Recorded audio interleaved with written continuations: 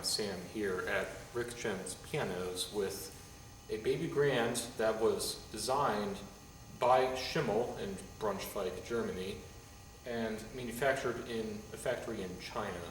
And this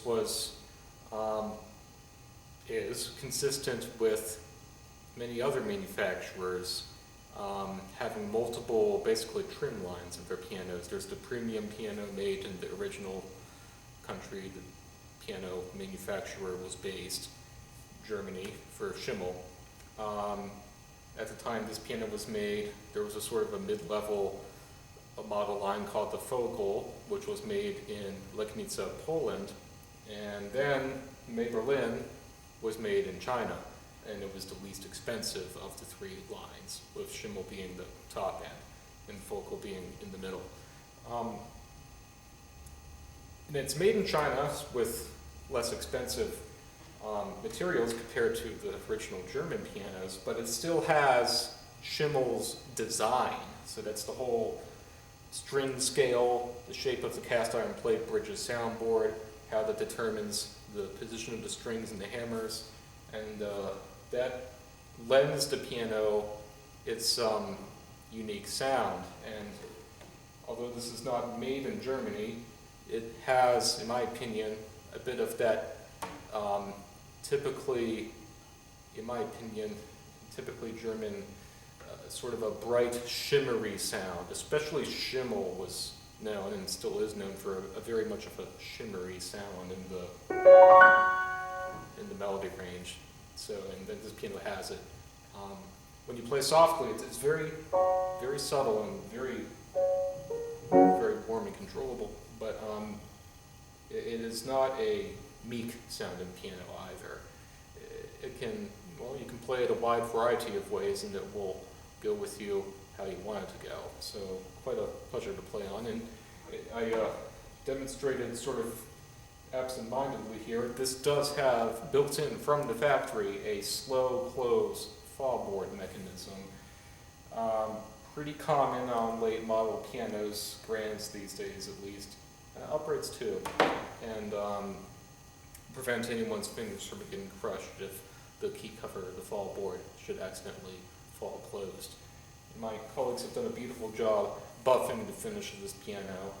They've buffed it, polished it, made it look, in my opinion, like a new piano, and it has the very common high gloss ebony finish, which will match contemporary furniture quite well. And as a courtesy to those who purchased these pianos originally came with adjustable benches when they were new, and I don't see that we have the original one here, but this is a new adjustable bench that has knobs on the side to adjust the seat up and down, and it is quite plush and comfortable to sit on. So that is included with this piano, as we typically do with Berlins that we get. Well, actually, it's a piano we would have sold some years ago, and the customer took advantage of their lifetime 100% trade-up guarantee, which applies to everything we sell, no matter the brand's name, size, how much it costs, whatever, so long as you've made sure you've had it in tune twice a year by a professional technician and kept it in a moderate, stable humidity situation. You can purchase this piano and return to us at some point in the future and trade in for another piano that's more expensive. You will get precisely the instrument sales price in trade toward the next piano from us. That's what we mean by 100% trade up. And these people took advantage of that, obtained a more expensive piano in their inventory. I don't recall which, but it must have been a larger grand, considering what these pianos sell for. There's not many uprights in their inventory that are this expensive, and, well, with that in mind, teachers often send their students here first to look at an upright, especially if they're beginning students. Look at a quality upright piano that's been thoroughly regulated, as we make sure all of our pianos have been. And when the student has practiced enough, it may, in the opinion of the teacher, come to a point where they're ready for a grand piano. And so that's how we get a lot of upright inventory back over the years. It's people taking advantage of their trade-up guarantee, and a big grand like this would be an upgrade from that. And it's a 5'4" baby grand. It's made Berlin. The model number is M162, so that the 162 is the length of the piano in centimeters. But it's we might call it a somewhat larger baby grand without being quite a medium grand. 5.5 feet is our threshold, and this is close to it, so it has a rather full sound, and it looks like it has a bit of a wide tail too, so it has a large soundboard area.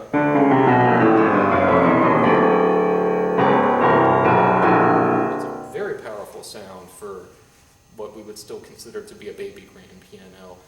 With that extra soundboard area and longer string length, you get a very healthy bass sound, which a lot of manufacturers I've noticed over the years have struggled with being able to design into their baby grand pianos.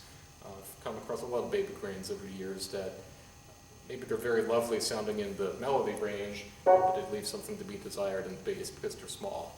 This one, that's an issue, a very healthy sound.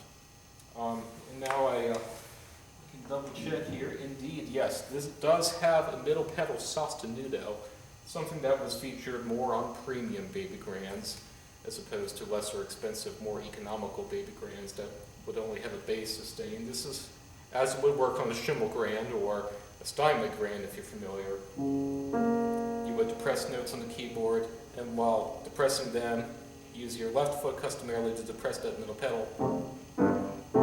It would only engage the dampers for the notes that you selected, and you could play wherever you want in the rest of the keyboard with or without the sustain pedal. It's like having a third hand holding down notes on the keyboard for you.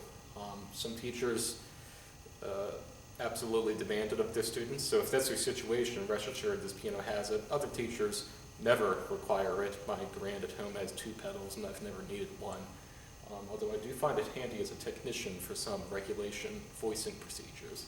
So, nice feature to have on this piano. And about the tone and touch, I didn't rate them before, but as I said, you can play a variety of music on this piano. It just kind of works for you. I'll rate the tone a 5 on a scale from 1 to 10. It's very neutral and balanced. Sounds bright when you need it to, sounds more warm and dark when you need it to, and that works itself out to be right in the middle on a scale from 1 to 10, from mellow to bright. And the touch I thought was very smooth and responsive, very substantial feeling without being hard. So again, that works itself out to be neutral on a scale from 1 to 10 for the touch, from light to firm. 5 and 5, a very good place I think to be for a student practicing on this piano. So please stop by, try this out for yourself. You can play it or anything else in our inventory, but if you can't make it, you can always give us a phone call or send us an email if you have any questions.